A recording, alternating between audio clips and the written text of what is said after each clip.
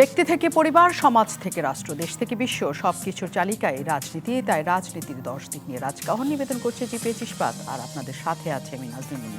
জনগণের কাছে সরকারের স্বচ্ছতা এবং জবাবদিহিতা নিশ্চিতে রাষ্ট্র সংস্কারে অন্তর্বর্তী সরকারের আর কত মাস প্রয়োজন, কি করতে চাইছে তারা, এইসবের রোডম্যাপ জনগণের সামনে আসা উচিত। অন্তর্বর্তী সরকার 4 মাস পেরিয়ে 5-এ পা দিলেও তা না করে উল্টো রোডম্যাপের কথা শুনে কোনো উপদেষ্টার মুখ শুকিয়ে যাচ্ছে বলে মন্তব্য করেছেন বিএনপির ভারপ্রাপ্ত চেয়ারম্যান তারেক রহমান। বেশ কদিন ধরেই ন্যূনতম সংস্কার করে নির্বাচন দেওয়ার আহ্বান জানাচ্ছে বিএনপি। দলটি বলছে রাজনৈতিক সরকার ক্ষমতায় এসে বাকি সংস্কার করবে। এ নিয়ে প্রশ্ন তুলে গত 13 ডিসেম্বর পরিবেশ, বন এবং জলবায়ু পরিবর্তন উপদেষ্টা সৈয়দা রেজওয়ানা হাসান বলেছেন, রাজনৈতিক দল ছাড়া যদি সংস্কার সম্ভব না হয় তাহলে গত 53 বছরে সংস্কার করা হয়নি কেন, তার জবাব চেয়েছেন তিনি। রাজনীতিবিদদের ব্যর্থতার কারণেই অন্তর্বর্তী সরকারকে দায়িত্ব নিতে হয়েছে বলেও জানিয়েছেন পরিবেশ উপদেষ্টা। বর্তমান সময়টাকে কঠিন আখ্যা দিয়ে প্রত্যেককে মেপে কথা বলার আহ্বান জানিয়েছেন বিএনপি মহাসচিব মির্জা ফখরুল ইসলাম আলমগীর। রাজনৈতিক দলগুলোকে প্রতিপক্ষ না বানাতে অন্তর্বর্তী সরকারকে সতর্কও করেছেন তিনি। বিএনপির পাশাপাশি অন্যান্য দলও বেশ কয়েকদিন ধরে অন্তর্বর্তী সরকারের সমালোচনা করে যাচ্ছেন। এর মধ্যে গত 12 ডিসেম্বর নাগরিক ঐক্যের সভাপতি মাহমুদুর রহমান মান্না বলেছেন, অন্তর্বর্তীকালীন সরকারে যারা আছেন তারা ভালো মানুষ, কিন্তু কাজের মানুষ নন। গত 4 মাসে দেশে উল্লেখযোগ্য তেমন কোনো পরিবর্তন হয়নি জানিয়ে তিনি আরও বলেছেন, এক চোরের দল বিদায়ের সঙ্গে সঙ্গে আরেক দল লুটপাট এবং দখলদারির রাজনীতি শুরু করেছে। যে লুটপাট এবং দখলদারি ঠেকাতে জুলাই গণঅভ্যুত্থানে ছাত্র জনতার প্রাণের বলি, সেই লুটপাটের রাজনীতি এখনও কারা করছে। অন্যদিকে জাতীয় নাগরিক কমিটি থানা এবং জেলা পর্যায়ে কমিটি গঠন করে দেশ জুড়ে তাদের কার্যক্রম বিস্তৃত করেছে। এর মাধ্যমে কি নতুন এক রাজনীতি শুরু করতে যাচ্ছে তারা? এ নিয়ে আলোচনায় আজ রাজকাহন স্টুডিওতে আছেন বিএনপি চেয়ারপারসন উপদেষ্টা আব্দুস সালাম, আছেন নাগরিক ঐক্যের সভাপতি মাহমুদুর রহমান মান্না এবং আছেন আমাদের সাথে বাংলাদেশ সমাজতান্ত্রিক দল বাসদের সাধারণ সম্পাদক রাজিকুজ্জামান রতন। দর্শক আছেন আপনারা আমাদের সাথে। বিজয়ের দ্বারপ্রান্তে আমরা আছি। রাত পোহালে আমরা সবাই সেই বিজয়ের আনন্দে একত্রিত হব। সবাইকে আগেই শুভেচ্ছা জানাই। শুরু করতে চাই রাজিকুজ্জামান রতনকে দিয়ে। 53 বছরের রাজনৈতিক দলগুলো কি করেছে, এক লাইনে যদি সেই উত্তর আমরাও জানতে চাই, উপদেষ্টার মতো কি বলবেন? ধন্যবাদ। বিজয়ের প্রাক্কালে সবাইকে বিজয় দিবসের শুভেচ্ছা জানাই। এই শুভেচ্ছার সঙ্গে সঙ্গে আমাদের সেই কথাটাও মনে করতে হয় যে আমাদের জনগণ বারবার বিজয় অর্জন করে, বিজয় কি জনগণের হাত থেকে হাতছাড়া হয়ে যায়? 71-এ এত বড় একটা রক্তক্ষয়ী সংগ্রাম হলো। সবাই তো 9 মাসের কথা বলে, কিন্তু 9 মাস তো সরাসরি লড়াই হয়েছে, কিন্তু মুক্তির স্বপ্ন দেখেছে, স্বাধীনতার স্বপ্ন দেখেছে তো 200 বছর ধরে। ব্রিটিশের বিরুদ্ধে স্বাধীনতার স্বপ্ন দেখেছে, পাকিস্তানি প্রায় উপনিবেশিক শাসনের বিরুদ্ধে স্বাধীনতার স্বপ্ন দেখেছে, এবং সেটা চূড়ান্ত রূপ নিয়েছে 1971 সালে মুক্তিযুদ্ধের মধ্যে দিয়ে। মুক্তিযুদ্ধে তো শুধু একটা পক্ষ ছিল না, দুটো পক্ষ ছিল। এক পক্ষ আমাদের স্বাধীনতাকে দমন করতে চেয়েছে, আর এক পক্ষ লড়াই করে স্বাধীনতাকে ছিনিয়ে নিয়ে এসেছিল। ফলে আমাদের আশা ছিল যে যেটা আমরা ব্রিটিশ বিরোধী লড়াইয়ের মধ্যে দিয়ে অর্জন করতে পারি নাই, সেইটা এবার পাকিস্তান বিরোধী স্বাধীনতার মধ্য দিয়ে আমরা অর্জন করব, এবং সেখানে সাম্য, মানবিক মর্যাদা এবং সামাজিক সুবিচারটা প্রতিষ্ঠিত হবে। কিন্তু কখন যে উৎসবের আনন্দে মাতোয়ারা থাকতে থাকতে হাত থেকে বিজয়ের মালাটা খসে পড়েছে, জনগণ 53 বছর পরে দেখে কোথায় সাম্য, কোথায় মানবিক মর্যাদা, কোথায় সামাজিক সুবিচার, মানুষকে আবার লড়তে হচ্ছে। ফলে এখান থেকে আমরা যে একটা স্লোগান দিই, লড়াই লড়াই লড়াই চাই, লড়াই করে বাঁচতে চাই, মানে আমাদের বাঁচার অনুষঙ্গ হয়ে দাঁড়িয়েছে লড়াই। সেই রকম একটা সময় আপনি যখন প্রশ্ন করলেন 53 বছর কি করেছে, এই কথা যখন কেউ বলে, 53 বছর অন্তত এইটুকু পরিবেশ তৈরি হয়েছে যে কেউ একজন বলতে পারেন যে আপনারা কি করেছেন। এইটুকু পরিবেশটা তৈরি হয়েছে। বিশেষ করে 2024-এর আগস্ট অভ্যুত্থানের মধ্য দিয়ে এই প্রশ্নটা উত্থাপন করার শুধু অধিকার নয়, এই প্রশ্নটা উত্থাপন করার সাহসও অনেকের মধ্যে তৈরি হয়েছে। ঠিক আজকে যিনি এই কথাটা বলছেন, তিনি কিন্তু 5ই আগস্টের আগে এই ধরনের কথা বলতে পারতেন কিনা সন্দেহ ছিল। কারণ একটা সময় আমরা দেখেছিলাম যে পরিবেশ নিয়ে কথা বলতে গিয়ে যখন তার স্বামী অপহৃত হয়েছিলেন, যখন তিনি এখানে ওখানে দৌড়াদৌড়ি করেছেন বিষণ্ণ মুখে, পাংশু চেহারায়, সেই সময় কিন্তু বলতে পারেন নাই অনেক কথা। আজকে অন্তত এই কথাটা বলতে পেরেছেন। ফলে আমাদের রাজনৈতিক দলগুলো বারবার 71-এ বিজয় ছিনিয়ে নিয়ে এনেছিল, 90-এ গণতান্ত্রিক লড়াই করে একটা গণতান্ত্রিক পরিবেশ তৈরি করার চেষ্টা করেছিল, 24-এ আবার চেষ্টা করেছিল। আমরা লড়াই করে যাচ্ছি, লড়াইয়ের ফলটা হয়তো আমরা পুরোপুরি হাতে রাখতে পারছি না। তার মানে কি এটা রাজনৈতিক দলগুলো শুধু লড়াই করে, কিন্তু দেশটা একটা সংস্কারের মাধ্যমে নিয়ে এমন জায়গায় যে পৌঁছে দেওয়া যে আর লড়াইয়ের প্রয়োজন হয় না, সেই সংস্কারটা রাজনৈতিক দলগুলো করতে পারে না? লড়াইয়ের মধ্য দিয়ে তো সংস্কার আকাঙ্ক্ষাটা তৈরি হয়েছে। আকাঙ্ক্ষা তৈরি হয়, কিন্তু সেটা কি হয় শেষ পর্যন্ত? সংস্কার কোনো বিমূর্ত জিনিস নয়। সংস্কার হচ্ছে মূর্ত হয়ে ওঠে লড়াইয়ের মধ্য দিয়ে, এবং সংস্কারের প্রয়োজনীয়তাটা মানুষ বুঝতে পারে যে কোথায় সংস্কার করা দরকার। যখন পুলিশের নিপীড়ন চলে তখন মানুষ বুঝতে পারে যে পুলিশ বাহিনীর সংস্কার দরকার। যখন জেলখানায় অমানবিক পরিবেশ থাকে তখন বলে কারা আইনের সংস্কার দরকার। যখন দুর্নীতির মাধ্যমে টাকা পাচার হয়ে যায় তখন বুঝতে পারে যে অর্থনীতির ক্ষেত্রে কোন কোন ক্ষেত্রে ব্যাংকে সংস্কার দরকার। যখন নির্বাচনের দিনের ভোট রাতে হয়ে যায় তখন মানুষ বুঝতে পারে নির্বাচন পদ্ধতির সংস্কার দরকার। মানে সংস্কার হঠাৎ করে আকাশ থেকে পড়ে না তো, সংস্কার একটা সংগ্রামের ফল। সংগ্রামের মধ্য দিয়ে সংস্কারের প্রয়োজনীয়তা তৈরি হয়, সংগ্রামের মধ্যে দিয়ে সংস্কার করতে হয়। যে কারণে দেখবেন এই যে অন্তর্বর্তীকালীন সরকারের প্রতি আমাদের অনেক আশা আছে, তাদের অন্তরে কী আছে আমরা জানি না, কিন্তু জনগণের আশা আছে তাদের প্রতি যে তারা কিছু কাজ করবেন। কিন্তু যদি তারা নন পলিটিক্যাল অ্যাটিটিউড থেকে কাজগুলো করেন এবং পলিটিক্যাল পার্টিগুলোকে নানাভাবে হেয় করার চেষ্টা করেন, দেখবেন যে সংস্কারের কথা তারা বলছেন সেই সংস্কারও তারা করতে পারবেন না।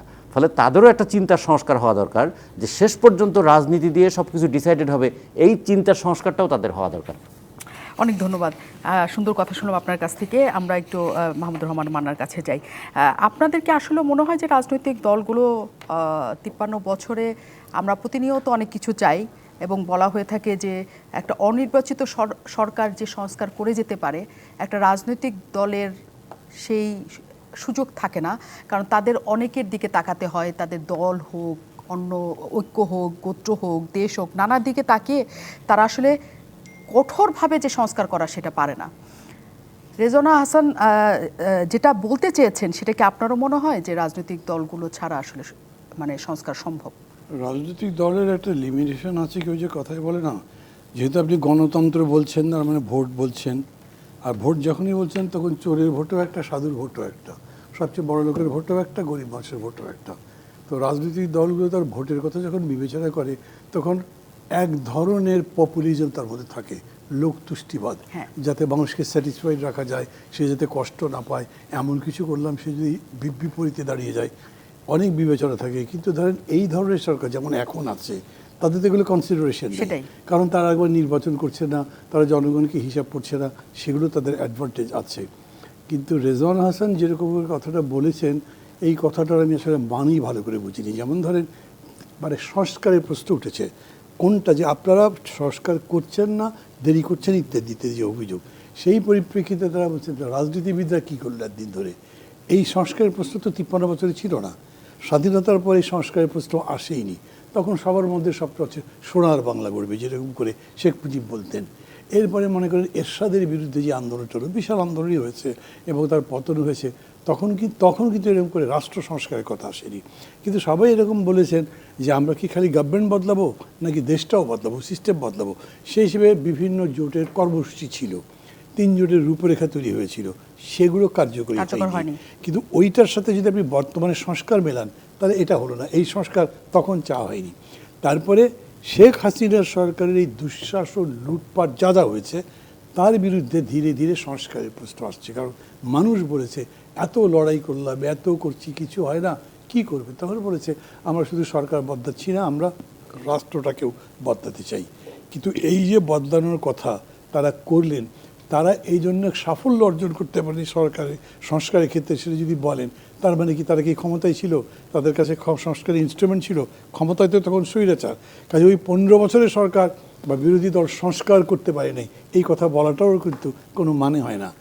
উনি ঠিক মানে এটাকে কীরকম প্রশ্নটা এসছে যে যেহেতু সবসময় বলা হয় যে সংস্কার চলমান প্রক্রিয়া, শুরু করবেন এই সরকার, তারপরে সেগুলো কি শেষ করবে রাজনৈতিক দলগুলো, সেই ক্ষেত্রে সেই প্রশ্নটা এসছে যে রাজনৈতিক দলগুলো যদি সংস্কার শেষ করতে পারতো তাহলে তো 53 বছরে আর কি করেছে আসলে তারা?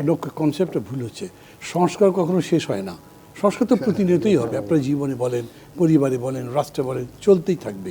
কিন্তু আমরা একটা জায়গায় আটকে গেছি, সেটা আমরা বুঝেছি কিভাবে।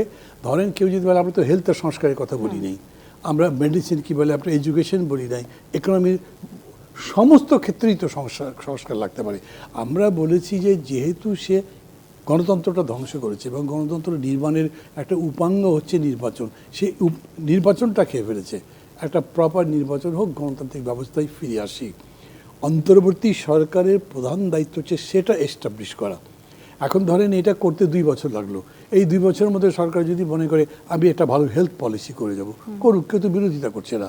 সে যদি বলে যে আমি ভালো একটা প্রাইস পলিসি করব, আমি একটা ব্যাংকিং পলিসি করব, কেউ মানা করছে না। কিন্তু এগুলো নিয়ে বিতর্ক আমাদের দেশে শুরুই হয়নি।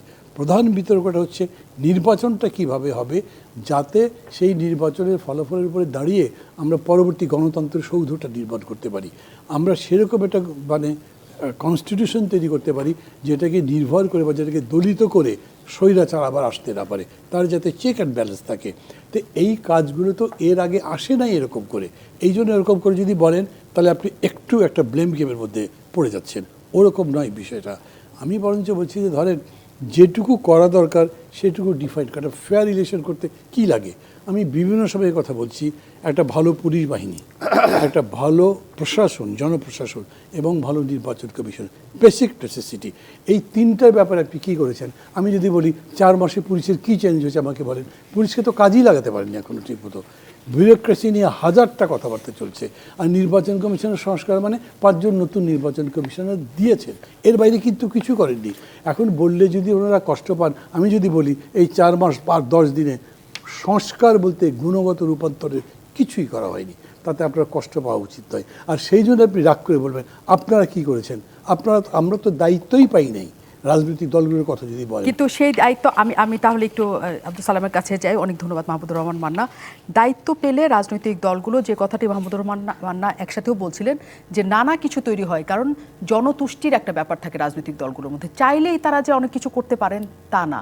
তাহলে চাইলেই করতে পারেন এইসব অরাজনৈতিক সরকার, তাহলে তাদের সময় দিয়ে তাদের মতো করে একটা সংস্কারের পর্যায়ে যেয়ে তারপরে নির্বাচনটা আসুক। কিন্তু স্বল্পতম সময়ে বিএনপির যে অবস্থানটা আপনারা ধরে রাখছেন একই কথা একই জায়গা থেকে, সেটা তাদের সংস্কার কাজে বাধা হয় কিনা? আপনাকে ধন্যবাদ। আমার 2 জন বিজ্ঞ সহ আলোচক, ওনাদেরকে ধন্যবাদ জানাই। যারা আজকের অনুষ্ঠান দেখছেন শুনছেন তাদেরকে ধন্যবাদ এবং বিজয়ের শুভেচ্ছা। এটা হলো বিরাজনীতিকরণের কণ্ঠটা একটু সোচ্চার হওয়া। অর্থাৎ এটা, কারণ বাংলাদেশটা তো স্বাধীন করছি আমরা যারা রাজনীতি করি আমরাই কিন্তু স্বাধীন করছি, তাই না? ওনাদের মতো লোকরা কিন্তু স্বাধীন করে নাই। কারণ দেখা গেছে যে ওনার স্বামীকে যখন গুম করলো, সেই গুমের বিপক্ষে একটা কথাও বলেনি, কিন্তু আমরা বলছি। তার স্বামীর গুমের কথাও বলছি এবং বিগত যত গুম হয়েছে তার কথাও বলছি। এমনকি গুমের কথা বাদ দেন, 3টা নির্বাচনে যে সেও ভোট দিতে পারে নাই, আমি বিশ্বাস করি যে সে ভোট দিতে পারে নাই, কিন্তু সেই ভোটের জন্য কি একবার কথা বলছে? কাজে এটা হলো যে সব কিছুতে দোষ হলো রাজনীতিবিদ, সমালোচনা করার সস্তা একটা স্লোগান, কিন্তু আবার ফাইনালি রাজনীতি করতে চায়। যে রাজনীতির সমালোচনা করে দেখবেন সবাই, আবার ফাইনালি সে রাজনীতি করতে চায়, এমপি হতে চায়, মন্ত্রী হতে চায়। তা আজকে এটা হলো একটা মানে অভ্যাসে দাঁড়ায় গেছে। বাংলাদেশে আসলে রাজনীতিবিদদের তো দেশই পরিচালনা করতে দেয় না, রাজনীতি তো রাজনীতিবিদদের হাতেই নাই।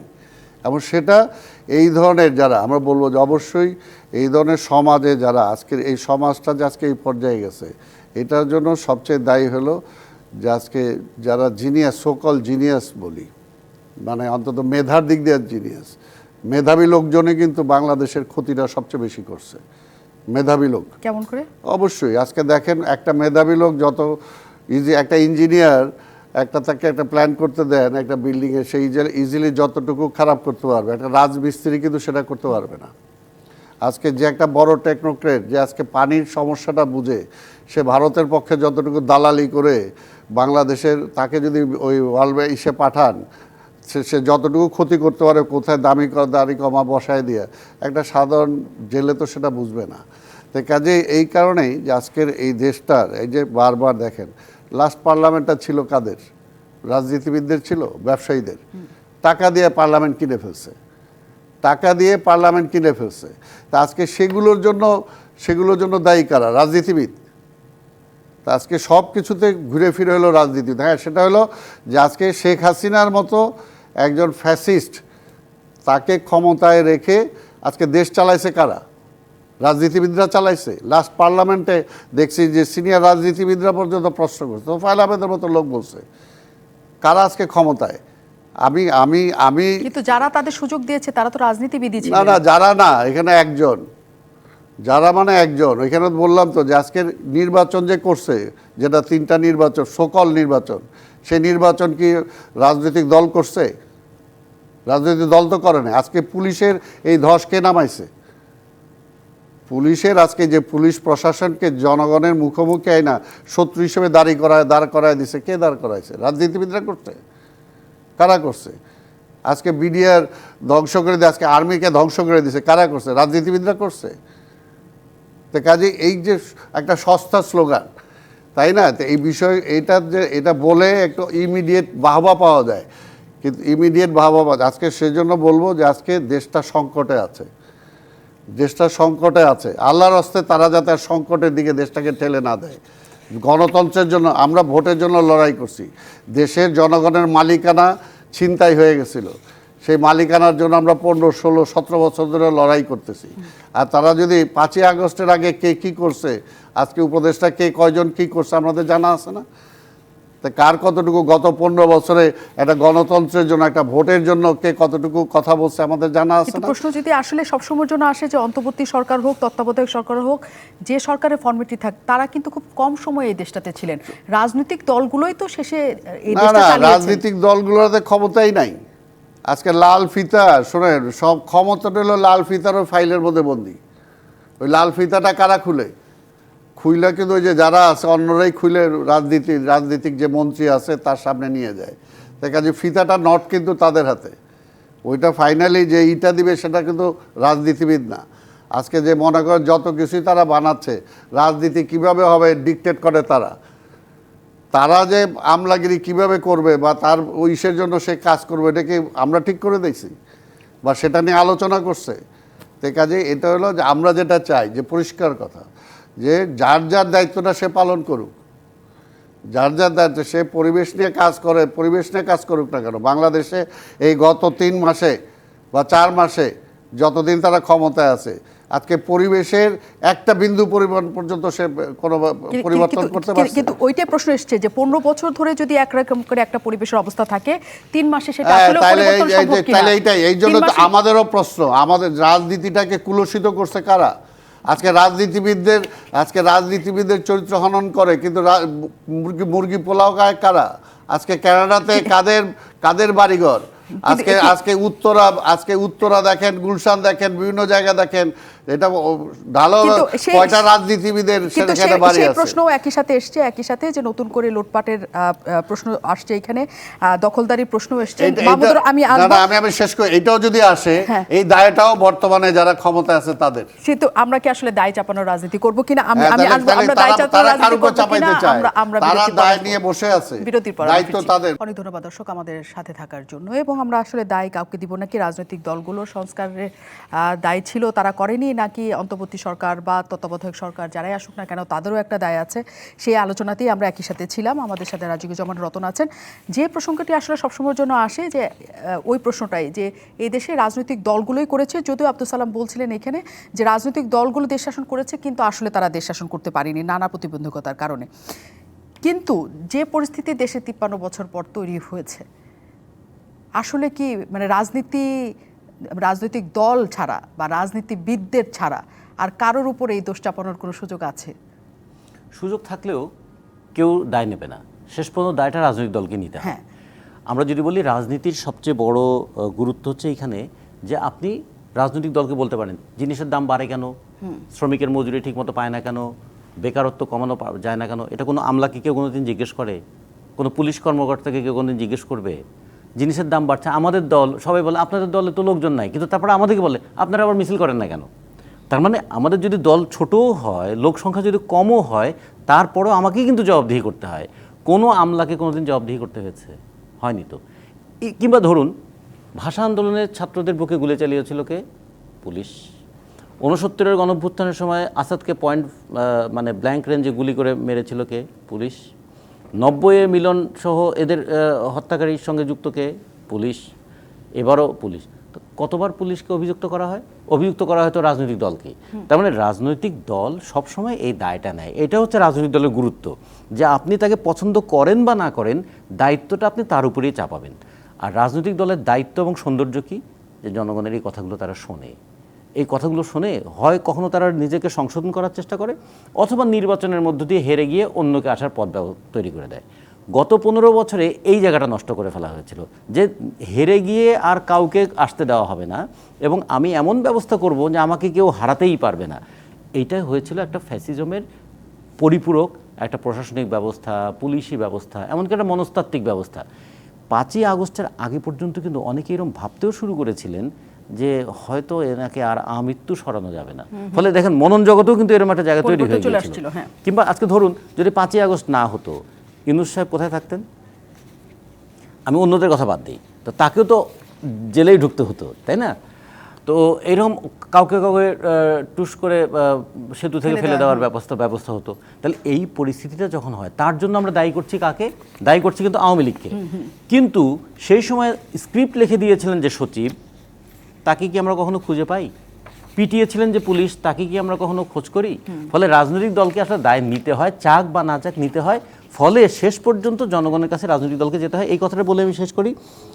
এই কারণেই আমরা অন্তর্বর্তীকালীন সরকারকে বলি যে আপনারা সংস্কারের প্রস্তাবগুলো নিচ্ছেন, খুবই ভালো, কিন্তু এই সংস্কারের প্রস্তাব এবং আপনাদের কর্মকাণ্ডটাকে পুরোটাই কিন্তু আইনসঙ্গত করতে গেলে সংসদ লাগবে।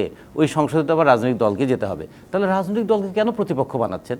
বরঞ্চ রাজনৈতিক দলের সঙ্গে এই জায়গাটা আসা উচিত যে আগামী দিনে from fascism to democratic system, এই জায়গায় যাওয়ার ক্ষেত্রে রাজনৈতিক দলের যে ভূমিকা, আমরা একটা পথ রচনা করে দিচ্ছি, এই পথটা আপনারা আরও ভালো করে বিকশিত করে তুলবেন।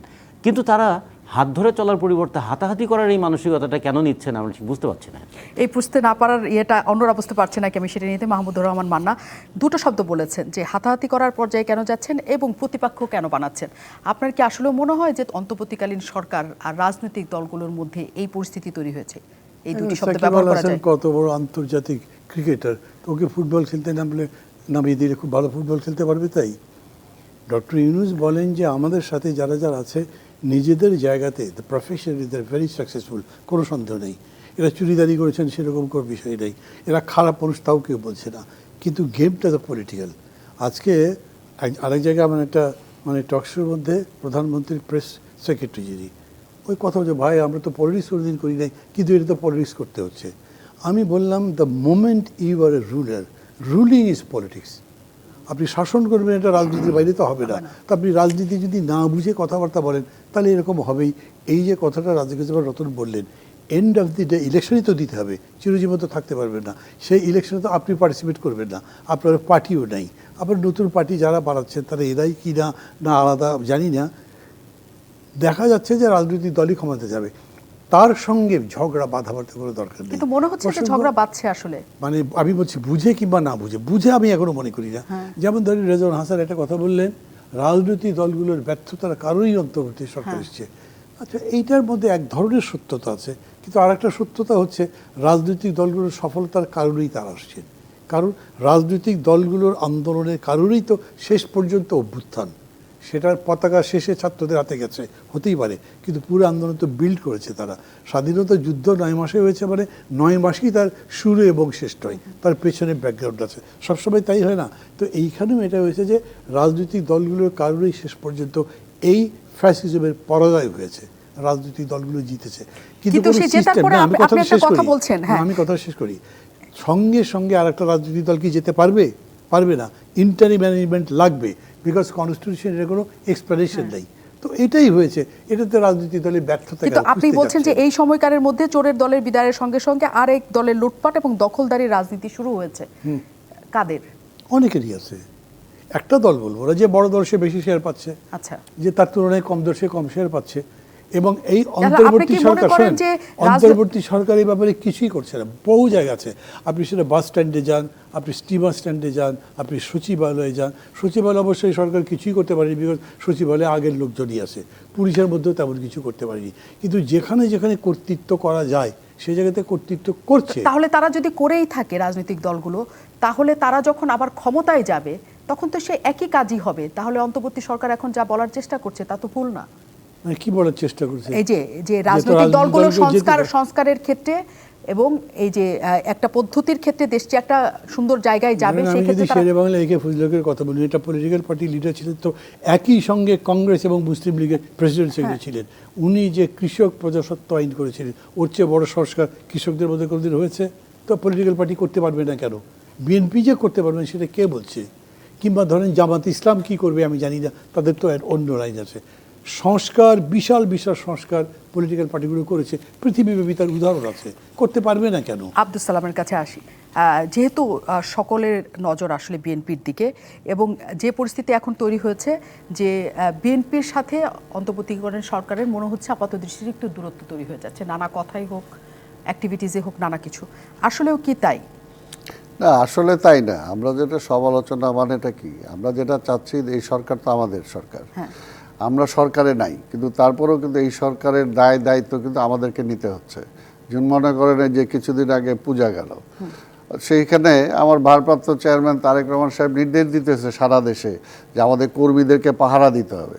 অর্থাৎ একটা কিছু হয়ে গেলে দেশে একটা অন্য অবস্থা আসবে এবং সেটা দায়টা আলটিমেটলি আমাদের উপর আসবে। সেই কারণে কিন্তু আমরা করতেছি। অর্থাৎ এই সরকার ব্যর্থ হলে কিন্তু আমরা যারা এখানে যে 3 জন আছি, আমরা সবাই ব্যর্থ হব। কারণ আমরা তো আন্দোলন করেই আজকে এই সরকারকে আনছি। এই জন্যই আমরা বলছি যে এই সরকারের মূল দায়িত্বটা হলো একটা গ্রহণযোগ্য, অংশগ্রহণমূলক একটা নির্বাচন।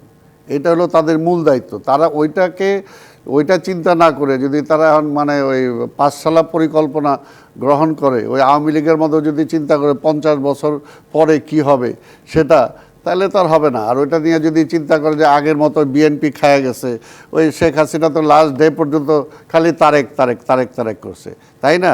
তারা দুর্নীতি করছে, খালি তারেক দুর্নীতি। তো এই সরকারও যদি, আজকের এই ইন্টেরিয়াম সরকারও যদি মনে করে যে নির্বাচন দেয়া যাবে না, দিলেই বিএনপি চলে আসবে, আর বিএনপি আইসা পড়লে আবার এইটা হবে, তো এই ভাবের উপরে চললে তো হবে না। নির্বাচন পরিষ্কার, জনগণের ম্যান্ডেট নিতে হবে। জনগণের ম্যান্ডেট ছাড়া দীর্ঘদিন কোনো সরকার ক্ষমতায় থাকতে পারে না। আর এই যে এখন যে সমস্ত কথা বলতেছে, মাত্র 3 মাস, এখনই এটা অ্যাটিচিউডটা কি? এই অ্যাটিচিউডটাই তো খারাপ। এই অ্যাটিচিউডটাই খারাপ, যেটা হলো যে আমার ইন্টেরিয়াম দায়িত্ব আমার, এবং আমি এখনই সব এই রাজনীতিবিদরা করে গেছে, ওই করে গেছে। ভাই, আপনি কি করছেন এটা বলেন না কেন? রাজনীতিবিদদের ঠিক আছে হইলে তো রাজনীতিবিদদের বিরুদ্ধে মামলা হয়েছে, সেই মামলায় পানিশমেন্ট হবে, কোর্ট আছে, কাচারি আছে। আপনার দায়িত্ব আপনি করে যান না কেন? সেটা তো এখন পর্যন্ত হচ্ছে না। আজকের ঢাকা শহরের পরিবেশ কোনো পার্থক্য হয়েছে, কোনো পরিবর্তন হয়েছে? জায়গায় আমি সেটা যেতে চাই না। এখন যেটা যে ব্যবসা সিন্ডিকেট, আর সিন্ডিকেট আপনি ভাঙেন না কেন? কোথাও যদি আমরা যে কথাটা বলছি যে আমাদের দলের পক্ষ থেকে দলের ভারপ্রাপ্ত চেয়ারম্যান নির্দেশ দিছে, এবং কোথাও যদি কোথাও ত্রুটি হয়ে থাকে সেটার জন্য পানিশমেন্ট দলীয়ভাবে দেওয়া হয়েছে। আমরা তো বলছি কেউ যদি অন্যায় করে, সে আইন আছে তার জন্য। এইখানে তো অন্য কিছু, এইটার জন্য কি সিন্ডিকেট ভাঙবে না? এটাকে মানা করা হয়েছে যে বিএনপি যে সিন্ডিকেট ভাঙবে না, আজকে চাঁদাবাজ ধরা যাবে না, এটা কি বলা হয়েছে? তাহলে এটা তো দায়িত্ব আজকে সরকারের। এই সরকার এখন আমি পারতেছি না, আমি ওই হাসিনা যেরকম নিজে পারে না, নিজে চুরি করছে, বিএনপিকে দায় দিছে, এখন এই সরকারও কি একই পথে যাবে নাকি? আমরা তো সেটা চাই না। কাজে আমরা এই সরকারের দায় আমাদেরকে নিতে হচ্ছে। আমরা চাই যে আরও বৃহৎ দায় যাতে জনগণের উপরে চলে না আসে। কারণ এখন দেখছি যে পরাজিত ফ্যাসিবাদ মাঝে মাঝে হুমকি দিতেছে। এমনকি এখনও দেখি অনেকে বলে বেড়ায় যে শেখ হাসিনা প্রধানমন্ত্রী। অর্থাৎ এই যে ষড়যন্ত্র তাদের দুর্বলতার কারণে, তাদের ইনএফিসিয়েন্সির কারণে, তাদের এই সময় নেয়ার কারণে যদি এই ষড়যন্ত্রটা দানা বেঁধে উঠে, তখন এই দায়টা কে নিবে? ওনারা তো দায় নাই, ওনারা তো চলে যাবে। ওই যে ফাইনালি আবার ওই একইভাবে যে আমরা রাজনীতি করি, আবার দায়টা আমাদের উপরেই আসবে।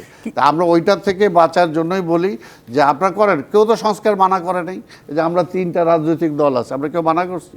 আমরা বলছি সংস্কার করেন, কি করতে চান আপনি বলেন। কিন্তু সেগুলো শেষ পর্যন্ত আপনারা শেষ করতে পারবেন রাজনৈতিক দলগুলো? আমার সেটা না, ওনারা তো বলতেই পারেন। সংস্কার জিয়ার, এই দেশে সবচেয়ে যদি কেউ করে থাকে সেটা জিয়া রহমান করছে সবচেয়ে বেশি সংস্কার।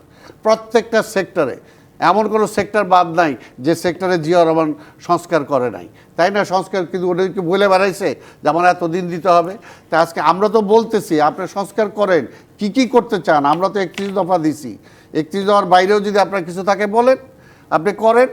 তাই না? আজকে সেগুলো তারা কিছু করতেছে না। এখন পর্যন্ত একটা চিহ্নিত দুর্নীতিবাজ কাউকে গ্রেপ্তার করা হয়নি। আজকে যে পুলিশের কথা বলে বেনজিরে স্কট করে পুলিশ এখানে মিডিয়াতে আসছে, তারা প্লেনে নিয়ে দিয়ে আসছে, যে কারা দিছে এই পর্যন্ত একজনকে ধরছে। আজকে ওবায়দুল কাদের সহ আজকে আওয়ামী লীগের এত নেতারা, আমাদের একটা ফেলানিকে গুলি করে সীমান্তে হত্যা করা হয়, আর আজ এতগুলো রাজনীতিবিদ সীমান্ত অতিক্রম করে পাশের দেশে চলে গেল। আজকে কি আমাদের এই সরকার এখন পর্যন্ত ভারতের কাছে জানতে চাইছে যে তারা কিভাবে অবৈধভাবে সীমান্ত অতিক্রম করলো? আর যদি বৈধভাবে যায় থাকে, আমাদের বৈধ সীমান্তে যারা দায়িত্বে আছে তাদেরকে কোনো শোকজ করা হয়েছে? তো কাজে সরকার কাজও তো যেটা করা দরকার সেটা তো করতেছে না। কিন্তু তারা নিশ্চয়ই 4 মাসের পরে দৃশ্যমান অনেক কিছু হবে না, তারা বলছে যে নিশ্চয়ই সেটা সময় মতো হবে, কিন্তু সেই সময়টাই বিএনপি সহ অন্য রাজনৈতিক দলগুলো জানতে চাই। কিন্তু এর মধ্যে আসলে অনেক রাজনৈতিক দলও নতুন করে তৈরি হওয়ার আমরা একটা পদধ্বনি শুনতে পাচ্ছি। নাগরিক কমিটি জেলা এবং থানা পর্যায়ে তাদের কমিটি দিচ্ছে। নতুন দলকে রাজনৈতিক দলগুলো কিভাবে নিতে চায়। বিরতির পর ফিরছি। অনেক ধন্যবাদ শেষ পর্যন্ত সাথে থাকার জন্য। রাজিকুজ্জামান রতন আমাদের সাথে আছেন, সহ সাধারণ সম্পাদক বাংলাদেশ সমাজতান্ত্রিক দল বাসদ। শেষ মুহূর্তে জানতে চাই যে জনগণের প্রয়োজনে নতুন দল এই দেশে তৈরি হয়েছে, আবার মাঝে মাঝে রাজনৈতিক প্রয়োজনে তো বটেই। নতুন করে ছাত্ররা রাজনৈতিক দল গঠন করবে কিনা প্রশ্ন অনেক পুরনো ছিল, কিন্তু দেখা যাচ্ছে যে নাগরিক কমিটি, যেটি প্ল্যাটফর্ম ছিল ছাত্রদেরই একটা, তারা জেলা এবং থানা পর্যায়ে তাদের কমিটি গঠন করা শুরু করেছে, বিস্তৃত করা শুরু করেছে। তাদের জায়গা থেকে যদি দল গঠন হয়, যে ধরনের নতুন বাংলাদেশ দেখতে চায় তরুণ সমাজ, বিশেষ করে ছাত্ররা, সেদিকে ওই দলটি আসলে কাজ করবে কিনা? হ্যাঁ, আকাঙ্ক্ষা থাকা ভালো, কিন্তু পদক্ষেপটা খুব গুরুত্বপূর্ণ। কোন পথে পা ফেলছেন? যদি সরকারের সহযোগিতা নিয়ে কোনো দল করেন, তাহলে মুখে যাই বলুক সেটা কিন্তু জনগণের পক্ষে থাকতে পারবে না। আর রাজনৈতিক দল তো মাঠে থাকাই উচিত, কথা বলুক না, তারা অর্থনীতি নিয়ে কথা বলুক, সমাজটা কেমনভাবে চলবে সেটা নিয়ে কথা বলুক, আমাদের কৃষি, শিল্প, শিক্ষা, স্বাস্থ্য নীতি কী হবে সেটা নিয়ে কথা বলুক, বৈদেশিক নীতি কী হবে, এই ডিবেটটা তো সমাজে থাকুক। এটার জন্যই তো আমরা ফ্যাসিজমের পরাজয় ঘটালাম। কিন্তু যদি এরকম হয়, আমরা ক্ষমতার সমস্ত ধরনের সুবিধা নিয়ে, প্রশাসনের সমস্ত রকমের সুবিধা নিয়ে, এবং বিশেষ বিশেষ কিছু বড় ভাইয়ের আর্থিক সহযোগিতা নিয়ে আমরা দল গড়ে তুলব, আর সেই দল জনগণের কথা বলবে, এটা কিন্তু অতীতে অনেকে চেষ্টা করেছে, এটাতে সফল কিছু হবে না। কিন্তু যে জিনিসটা আমি খেয়াল করে দেখেন, মানুষের জীবনে নাবিশ্বাস উঠেছে দ্রব্যমূল্য নিয়ে। মানুষ চুপ করে আছে যে অন্তর্বর্তীকালীন সরকার পুরোটা করতে পারছে না, কিন্তু যদি দেখে যে অন্তর্বর্তীকালীন সরকার দাম কমাতে পারছে না, কিন্তু দাম বাড়ানোর ব্যাপারে সুযোগ করে দিচ্ছে। বাজারে তেল নেই, নাই খুঁজেই পাওয়া যাচ্ছে না তেল। হঠাৎ করে সয়াবিন তেলের দাম যখন লিটার প্রতি 8 টাকা বাড়িয়ে দেওয়া হলো, বাজারে তো তেল এলো। এবং খেয়াল করে দেখুন, সরকার দাম বললো 157 টাকা, বাজারে বিক্রি হচ্ছে 185 টাকা, প্রতি লিটারে 28 টাকা যে বেশি দামে বিক্রি হচ্ছে। আমাদের প্রতি মাসে আমাদের প্রতিদিন 6100 টন তেল লাগে, সেই হিসেবে মাসে আমাদের 1,80,000 টন তেল লাগে। প্রতি মাসে আমাদের প্রায় 513 কোটি টাকা গ্রাহকদের পকেট থেকে যে চলে গেল, এ ব্যাপারে আমাদের অন্তর্বর্তীকালীন সরকার তারা কিছু করলেন না। সেখানে সিন্ডিকেট, আগের সিন্ডিকেটেও থেকে গেল। চালের ব্যাপারে সিন্ডিকেট কয়টা? 8-10টা ব্যবসায়ী মিলে। চিনির ব্যাপারে সিন্ডিকেট কয়টা? 5-6টা ব্যবসায়ী মিলে। আর তেলের ব্যাপারে কয়টা? ওই 5-6 জন। তাহলে এই কয়জন মিলে আমাদের তেল, চিনি, এটা যে কী করেছে, আজকে একটা রিপোর্ট বেরিয়েছে না র্যাপিডের, যে 2 বছরে আমাদের 79 লক্ষ মানুষ নতুন করে দরিদ্র হয়েছে শুধুমাত্র নিত্যপণ্যের দাম বাড়ার কারণে। সেই জায়গায় আমাদের সরকারের কাছে আমরা চাইবো না? অবশ্যই। আর একটা কথা বলে একটু শেষ করি। এই যে জানুয়ারি মাস আসছে, অভিভাবকদের কপালে দুশ্চিন্তার ভাঁজ। নতুন বছরে ছাত্রদেরকে স্কুলে ভর্তি করতে হবে, ক্লাসে ভর্তি করতে হবে, কীভাবে মানে শিক্ষার খরচটা বেড়ে যাচ্ছে। আমাদের তো, আমরা সংস্কারের কথা বলছি না, আর সাধারণ মানুষ সংসারের কথা ভাবছে, নিশ্চয়ই যে সংসারটা চলবে কেমন, এবং সেদিকে আসলে কি করার হবে। এবং মাহমুদুর রহমান মান্না, এই যে জনগণের দিকে আমরা চাইছি কিনা, শেষ পর্যন্ত সংস্কারই তো বলে যাচ্ছি সবাই, জনগণের দিকে তাকানোর এবং জনগণের জীবন সহজ করার সংস্কার, এটার দিকে আমাদের নজর আছে কিনা। এটা যদি বলে রাখা ভালো যে ধরেন আমরা যখন সংস্কারের প্রস্তাব দিয়েছি, তখন এটা প্রধানত ছিল ডেমোক্রেসি, নির্বাচনকে টার্গেট করে। যে জন্য কনস্টিটিউশনের উপরে, ইলেকশন প্রসেসের উপরে যত বলা হয়েছে, অর্থনৈতিক সংস্কার বা সামাজিক সংস্কারের ব্যাপারে কিন্তু ওই অ্যাটেনশনটা কম হয়েছে। তারপরে কথা হচ্ছে, এটা অ্যাটেনশন আনতে হবে কেন?